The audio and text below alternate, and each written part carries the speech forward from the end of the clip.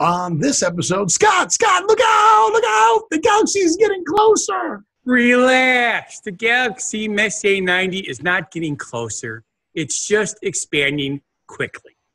Expanding? Wow, like I said, run! It's getting closer. Okay, where are you going to run to? Oh, yeah. I could run to, I don't know. Well, at least Bruce Willis and Ben Affleck will save us. No, that's not real. That was just a movie. However, if you want to see a good movie, go see the new Aladdin. Oh, that's a good one. Yeah, Aladdin. Like, he's a genie, and he could save us too, right? He's going to save us from the expanding galaxy. Wow. This is going to be one of those shows. Okay, well, let's see where this trip takes us. Welcome to What Happened to the World Today. I'm Steve. And I'm Scott. And this is a tale of how bad life decisions led to a YouTube show and podcast. And we're going to talk about what we've noticed is going on in the world today. What I've noticed is this weather is really screwy this year. Cold, overcast and 80 over Memorial Day weekend. Now it's getting hot. I mean, it's going to go here to be in 100 degrees, and it's just going to suck. Yes. We haven't had any rain here. I think we're about 15 inches above normal, so obviously we've had no rain here either. We're 15 inches above normal, but you've had no rain.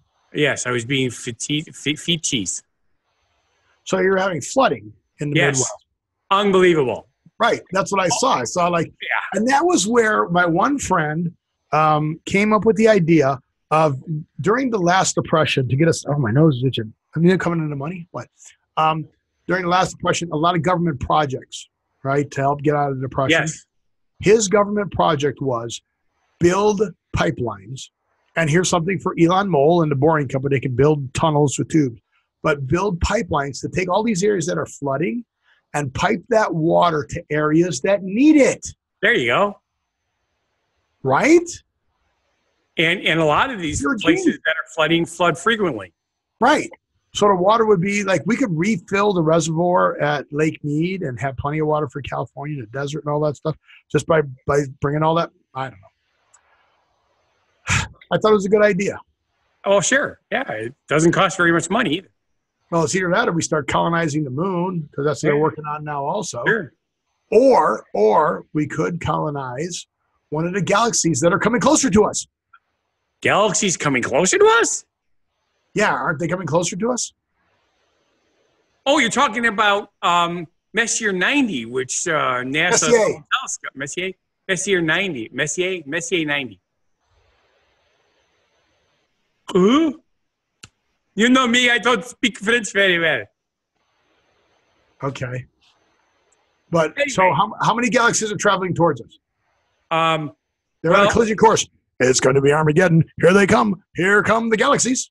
Okay, here's the thing. This is another one of those articles that is written in a very confusing format. Okay, it's not confusing at all. Just tell everybody what you told me. Don't worry, Steve. It's okay. The galaxies are not actually moving closer. Right. So say that. It's all right, Steve. According to the scientists... I'm sorry, Dave. I can't open the pod bay doors right now. I completely forgot about that, and it worked. It worked. You got me. Ooh, Goober's just singing. I'm a little bit too noisy. Oh, well, too bad, Goobers. I'm sorry, Scott. Goobers will have to be put into the airlock at this time. So go to the airlock, Goobers. Go to the airlock, Goobers. We don't have an airlock here. Yeah, you do. You told me you had a doggy door for Goobers to go in and out. Oh, well, yeah, but the door's open, so you can just go through the door. Okay. But we're up here. Thanks for ruining my joke. Yeah. Thanks for. Right. He doesn't know it's not an airlock. That's true. That's true. But he doesn't speak English either. I think he's a lion's head, so maybe he speaks lion. Well, okay. If he's a lion's head, he's from the Three Lions, which is England. I got some bad news for you. They speak English in England. Oh, Celtic? Yeah, I forgot about that, too. How about Celtic? Celtic? Maybe he's a Celtic bunny. Sure, why not? Celtic or Celtic? Celtic. Gaelic? Or Gaelic, too. That'll work. Anyway, here's the whole purpose. Galaxies. So what's the deal about galaxies? Okay, first of all, you want to see the pictures that the Hubble came up with, this galaxy. Since they fixed the the foggy lens. I still never forget that they launched the thing up there, and the lens was all scratched and foggy, and they had to go up there and replace the lens. Yes. I mean, that's pure genius. And a $1 billion telescope launched outside of the atmosphere to get these beautiful pictures, and they send up there with a bad lens. It's like, wouldn't that be one of the things you would check? Yeah. Yeah. Maybe. Just maybe. So, but maybe the checker's the one who did it, and he didn't want to lose his job. Okay. Okay, we'll go with that. But anywho's, because the universe is expanding, most galaxies are moving away from the Milky Way galaxy. Consequently, these galaxies appear to be on the red side of the spectrum, which is a phenomenon known as redshift. Messier 90, however, compresses the frequency of its light as it moves closer to us, and it works off the blue side of the spectrum, known as blue shift. However, this is where this is very confusing. It is important to note that the Virgo cluster, of which Messier 90 is a part, is moving away from us. So that should mean that the whole thing's moving away. Okay. But Messier 90 is actually moving faster than the other galaxies. If galaxies are expanding, right, they are not expanding exponentially. They're expanding in one direction away from us. They're only expanding away. How do they expand away? The Big Bang Theory is that everything's expanding away from the center. From the center. So, but that means if there's two here and they expand away from the center, I mean, they're expanding towards each other because they're expanding. Yes. Oh, yeah. I see where you're going with that. That could work too. I don't think we know what we're talking about when it comes to outer space. What do you mean by that? We have no freaking clue because we're just nerds. We're not geeks. Oh, yeah, and I never started a timer, so I have no idea how far we are into the show. That's okay. I know where we are because... Are we 5 minutes into the show? We're 7 minutes into the show. Oh, okay, 7 minutes into the show. Okay, cool. So I started the timer, but we're 7 minutes into the show. Cool. 7 minutes, and we haven't even gotten done with the first subject yet. Okay, hang on. It's going to be a bumpy ride. But anyway, you want to see these pictures, and if you want to find it, look up Creeper Galaxy, Creeper Galaxy. I'm just a creep. I don't know, man. How does that song go? You got me because, with all the music I know, I don't know that. I'm just a weirdo. Come on, Radiohead, Creep. You don't know that one? No. You gotta know that. No. Yeah. No. What the hell am I doing here? I don't belong here. I don't care if it hurts. Oh, man, I can't. God. The only negative song about myself that I remember was Loser. I'm a loser, baby, so why don't you kill me? Can I go 30 seconds, right?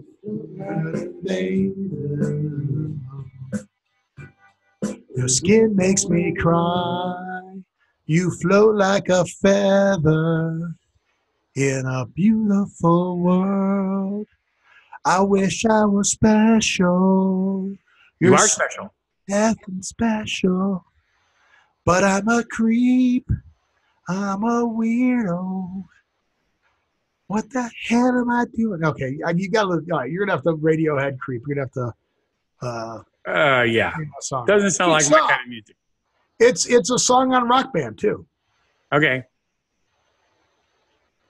Okay. I will take your word for it, Steve, because you are smart. Yeah, no.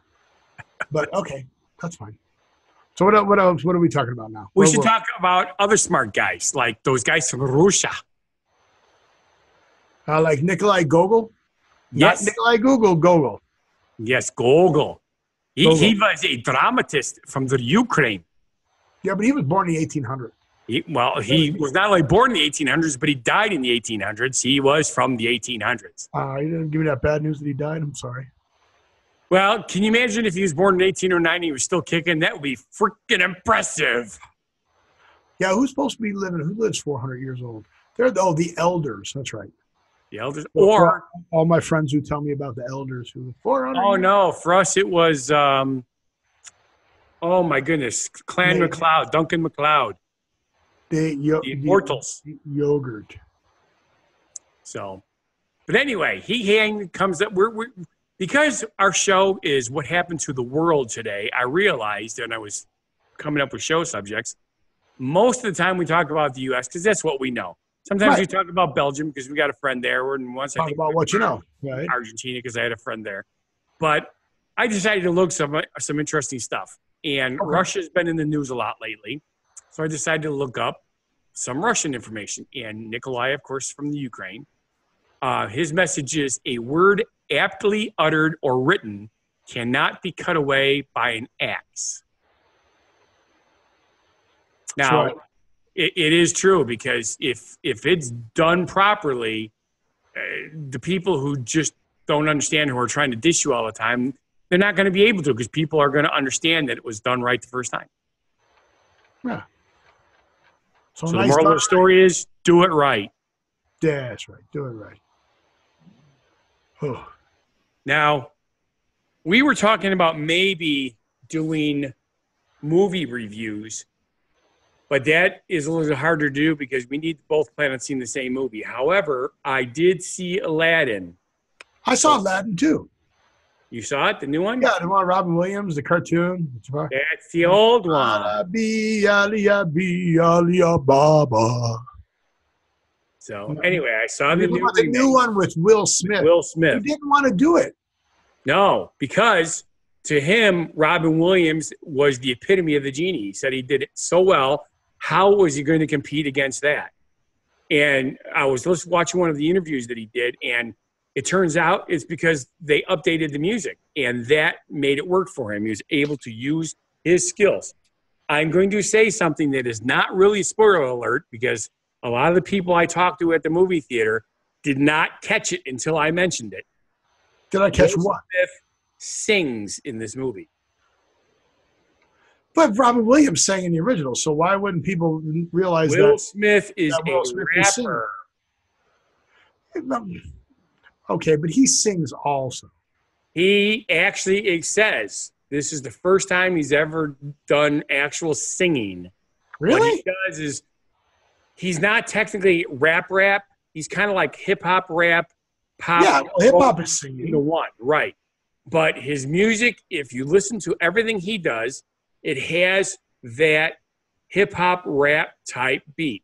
This is literally Broadway style. Well, it's a musical, yeah. I mean, right. And he does it unbelievably well. Okay. So, if nothing else, that's a reason to see this movie. But this movie ended up being very, very well done. I mean, considering it's live action, whereas the one with Robin Williams was animated, the special effects and the cinematography that they did. Cinematic stuff? Yes. It was stunning. The costumes, stunning. The choice of actors, fantastic. Some of these people I did not know before this movie. They played the parts on the money. A couple of people I recognized, didn't know their names, but I had recognized them from a couple of things they were in. The way that they did this show was fantastic. And actually, I got to go and find her name because I did not know. There it is. Her real name is Nassim Pedrad. She played Dahlia, which is the handmaiden for Princess Jasmine. Okay. I have seen her in other things. I did not know she was born in Tehran. Her English is perfect. Obviously, she was from Saturday Night Live. She's a comedian. She's considered an American actress, but because she moved here when she was very, very, very young. But she was in Despicable Me 2 as one of the voices. She was No Strings Attached, Saturday Night Live. Remember the movie Cooties? She was in Cooties. I remember Cooties, but I don't remember seeing Cooties. So, but yeah, go see the movie. Go see the movie. Have you heard of the new thing called ATMOS at the theaters? Yeah, T-Mobile is giving away free movies to, well, I think Atmos is giving away the free stuff because you can buy everything at the theater, from your popcorn to your hot dogs to your tickets to your soda, right, to everything. And T-Mobile, if you have T-Mobile, folks, T-Mobile Tuesday You can get like $4 movies, and Right. then buy all your stuff on there because they're trying to get people to sign up for the app. Well, we have a theater No, that I don't know about it. But what about it? Well, it's mostly about the sound quality. It's a new version of surround sound. When we saw Endgame in the same theater with the same sound, it's riveting, absolutely riveting. The quality of the sound. There's a scene in Aladdin where the genie is zipping around talking, and you could hear him from different parts of the theater talking because when he moves on the screen, it is intense how well it's done. But anyway, there's a new movie theater. Actually, it's an old theater, but it was purchased by a new company called Emagine, Emagine. I believe they're out of Minnesota, and this is their first Wisconsin theater, which is here in Lake Geneva. It's got the reclining leather seats. It's got sofas down at the front. It's just really cool, and the quality of the food and stuff is so. They actually have White Castle burgers there. Can you believe that? Really? Yes. So anyway, this theater, which is in Lake Geneva, if you're in the area, or if you could find another theater that has the ATMOS sound system in it, see, it's ATMOS. Go and see the movie in that format. It will blow you away. Now he's looking it up. ATMOS. ATMOS sound. ATMOS sound. Dolby. It's a Dolby. All right, so it's a Dolby version. Right. You can get it for your home too. It's a 5.1 and a 7.1 and a 9.1 compilation. So, what is Atmos audio?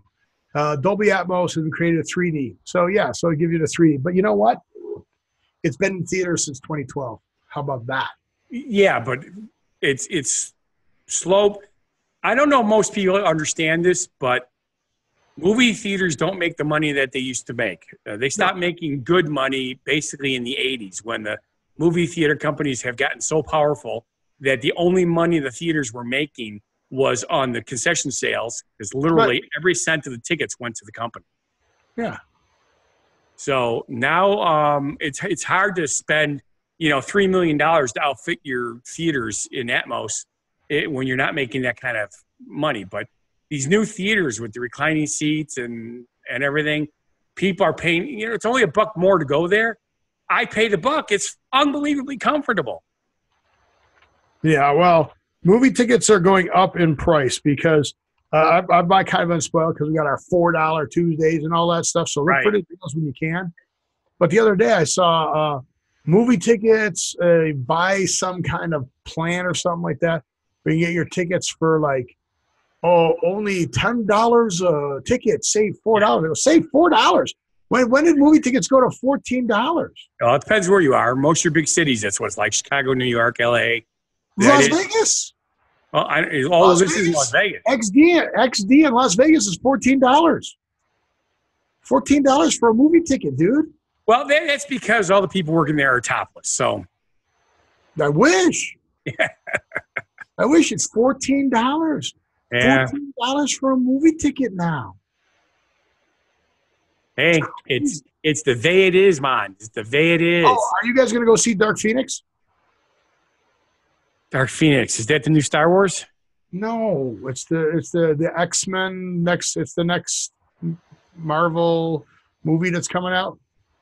I missed that. I got to find out more about it. Oh, wait, is that the new female one with the Jane Grey? Yeah, Jane Grey is Phoenix. I mean, right. It's the next. Really? Oh, you heard that, right? No. Okay. This last show, I think it was, we had a motorcycle pull out of the bar. This time, I got some guy doing burnouts. Nice. We got to go out there and just film that. I'm telling you. So, speaking of actors and all that stuff, Ed O'Neill. You know who Ed O'Neill is from Love and Marriage? Love and Marriage. Is it Patricia O'Neill's husband? No, Ed O'Neill, and he's also on Modern Family. Remember? Okay. Do you remember Married with Children? Yes.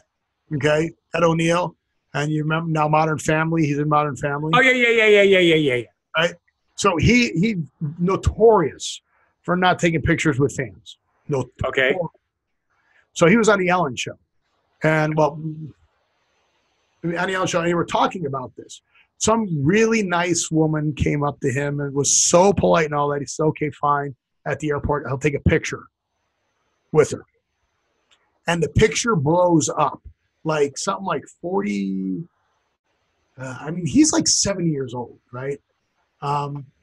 So the picture blows up because the person and the woman who's a big fan of him and took the picture was, I forget how many, oh God, how many likes she got, but it was on Twitter. Was it on Twitter? Yeah, it's on Twitter.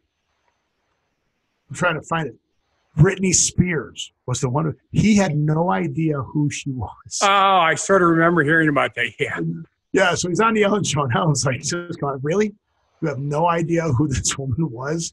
It reminds me of watching NCIS where Gibbs has no idea who these people are that the younger guys are talking about all the time. He goes, who? And then, of course, they talk to the one girl about Willie Nelson. Who? Yeah, right. But, here it is. Yeah, she gets it and stuff like that. But it's just so funny that. Oh, no, that was he doesn't take pictures with anybody. He finally takes a picture with this woman. And, so she had him on the show and was talking about, So manager gets to a text and goes, what? 50,000 likes like in the first 2 hours. Right. Like Ed O'Neill who? Pretty funny. Yeah. It was nice, so I took a picture with her. I'm like, nice. Good job, dude. But people know who listen to the show, as much as I enjoy watching movies and listening to music and stuff, a lot of times I do not know the actors' real names, which is really bad because in the old days I used to really pay attention to that because as an actor myself, I want people to know me for who I am, not the character I play. But it's like with the Big Bang Theory. For the life of me, I have a heck of a time remembering any of their actors' names because they've became, Penny and Leonard and Sheldon and stuff like that. It's just amazing. Oh yeah, did you see the ending, the double episode ending? I did. What did you think of it? I liked it because a lot of endings end on a down note. Somebody dies or something like that. This ended as if it could come back again at some point in the future when they're older. Nobody was cut out of it. Nobody was, burned their bridges or anything. It was well done. And I enjoyed the extra special version with, I'm going to do it again, Leonard and Penny. And I know their real names and I can't remember them. Oh, Johnny Galecki. Right. Because he's been in a ton of kids stuff. And then yes. Kaylee Cuoco. Yes. But I like that Jim Parsons actually tied it all together at the end with the friends and the family. Yes, very well done. Very well done. The last scene is the iconic scene of all of them sitting around the couch eating food. And what a lot of people don't realize is all the food that you see them eat in the show is actually really carried out food, and most of it was Thai. Oh, really? Really, they ordered them to the set. They really did. They ate real food. Not the show. But yeah, so no, I thought they did a great job on the show. Great job on it. I'm sorry to see it go, but it is gone. So with that being gone, we are running out of time. So we should our phrase origin story, which Scott really wanted to go. So he wanted to do NASA being out of the galaxy. Yes. Our genuine positivity message from Nikolai Gogol, who is Romanian, Ukrainian, to Aladdin, which is Indian. Yes. And now our phrase origin story is Russian. Yes. Go for it. I want to hear pronounce it in Russian because I have no idea. I'm going to play it, but I don't think you guys are going to hear it. Yeah, we didn't hear it. Just say what she said. Gvozd. Wow, she blends it all together so fast. Gvozd programmi. That's because she knows how to say it. Yes. It means nail of the program. Nail of the program. How is that a phrase? Or okay, nail of the program. Now, again, this is a Russian phrase. I decided, we've been doing American phrases and English phrases. Okay, so then I know what it is. The nail of the program in Russian would be like them sitting around the couch in The Big Bang Theory. Boom. That's the nail. That's the thing that you most remember about the show. Very close. No. Okay. No, you're really close. The Russians used this expression to describe something or someone that was the highlight of the show. Reminiscent of how here in America, we would say like, Steve, you nailed it. Then I'm going to say it is. Like in Seinfeld, them sitting around the table in the diner, them sitting around the couch in The Big Bang Theory, Friends at the coffee shop. That was So it's cool. Now, here's the cool thing. I even came up with the potential origin. People believe that the expression stems from the 1889 World Fair in Paris. The schedule of this fair coincided with the opening ceremony of the Great Eiffel Tower. And to many, the Eiffel Tower looked like a giant nail. The phrase was probably coined by the media, created a sensation, and gave birth to this crisp expression. Very cool. Ta-da! See, we're definitely worldwide now, not just So with that, I want to say thank you for watching it. We nailed it. Or gvozd programmi. And if you feel our show is not a bad life decision because we nailed it, please subscribe, watch our other shows and channels. Go down there to whathappened.world. It's a .world, folks, whathappened.world. Go there. You can connect up to our Facebook, our Instagram, all that other fun stuff. Hopefully in the next coming week or so, I'll find an open mic night and finally do that, get that out of the way, do all my bad dad jokes. But with that, I want to say live every day, and we'll see you on the next show. Be genuinely positive, live and love life, and have a good one.